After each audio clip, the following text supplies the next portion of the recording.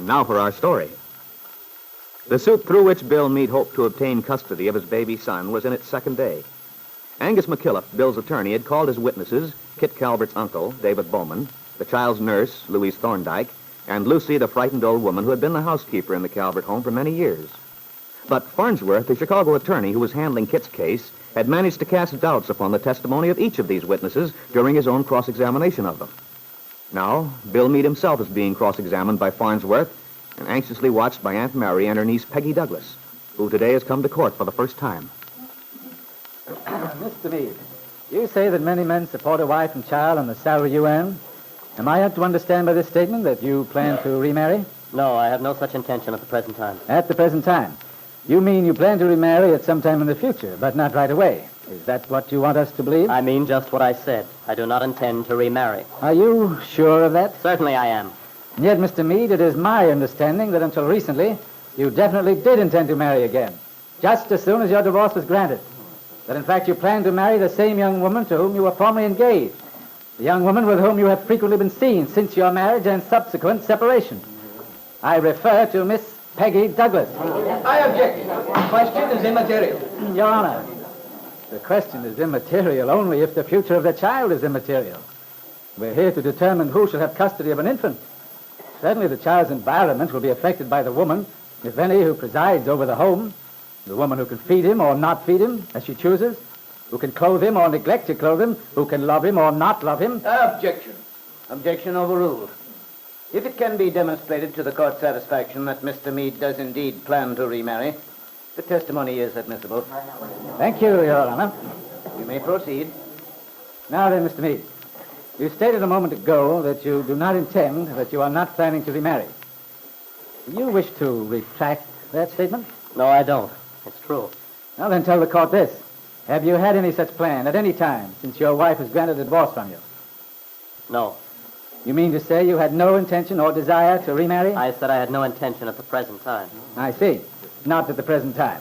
That is to say that you did have such a plan, but it was abandoned. No. But you just I said... never had a plan. That's what I mean. Oh. No, it's the word plan you object to. Suppose we substitute the word desire. Suppose, in fact, we say it this way. Did you, at any time since your wife was granted a divorce, have a desire to remarry? Well, yes. You did. Now we're getting somewhere. You had a wish, a desire to remarry. Is that true? Yes. But you never got to the point of making plans for the marriage. No. Well, why, if you had the desire, did the plans never materialize? We never got to that stage. We talked and... But you discussed the possibility. Isn't that so? Yes. In other words, you asked the young woman to marry you. Yes. And she refused? Yes. Why did she refuse? I can't answer that. Was it because she didn't love you? Not exactly. Now, what do you mean by not exactly? She must have told you whether she loved you or not. Did she tell you? Yes. And what was her answer? She said she couldn't marry me. Answer that question, please. Did she tell you she loved you? Yes. But she refused to marry you? Yes. Did she give you a reason? Yes, but this has nothing to do with... Mr. Meade, you heard the judge a minute ago. He stated that your testimony is entirely pertinent to this case. After all, you're asking custody of your son. It's my contention that your plans in regard to the home you might make for that child have a bearing on this case. I contend that you plan to marry Miss Peggy Douglas, who is known to dislike your former wife. I contend that Miss Douglas recently announced her engagement to another man for one purpose only, as a smokescreen, to obscure the fact that it was her relationship with you which was responsible for the broken marriage of William and Catherine Meade. Why, you a breakup which Miss Douglas had consistently wished to achieve. Don't watch yourself. Get the left.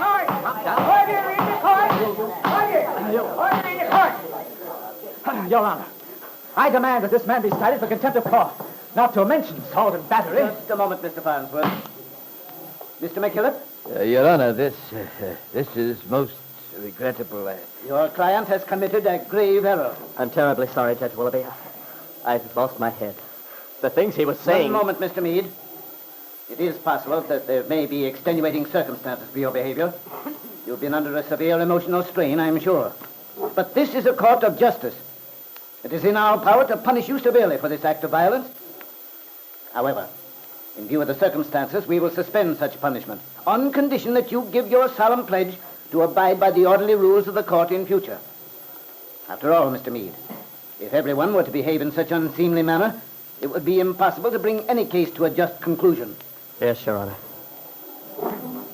In order to allow Mr. Farnsworth, the victim of Mr. Meade's undisciplined behavior, to recover himself sufficiently to continue, and in order to allow Mr. Meade's attorney, Mr. McKillop, time to explain a few things to his hot-headed young client, court is adjourned until 2:15.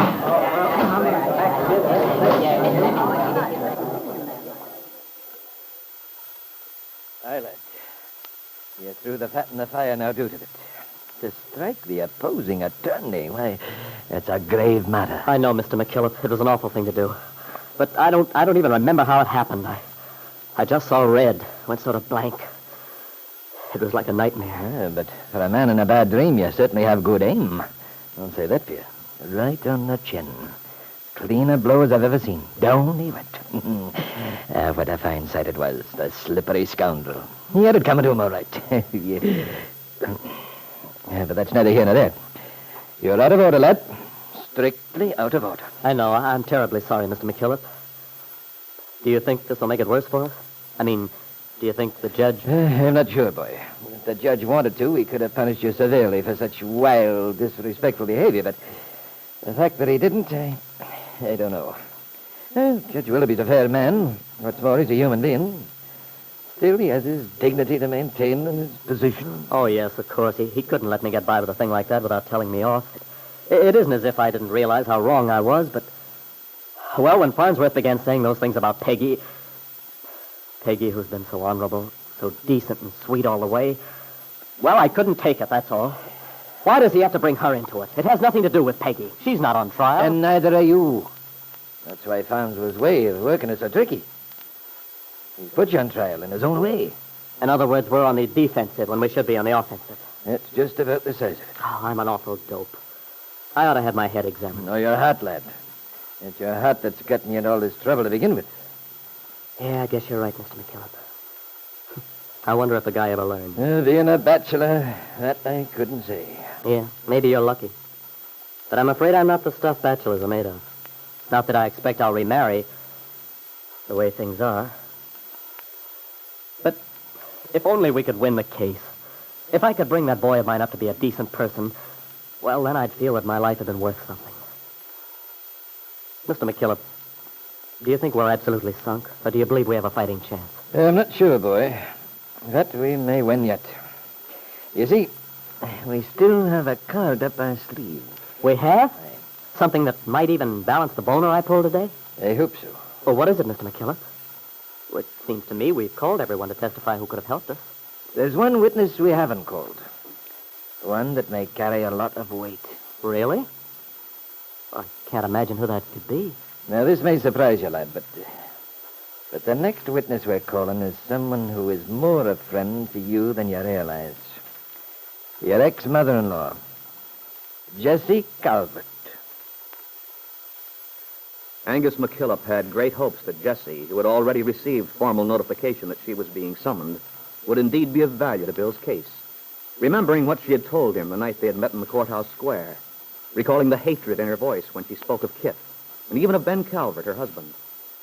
But would Jessie be willing to risk arousing Ben's anger by testifying against his daughter?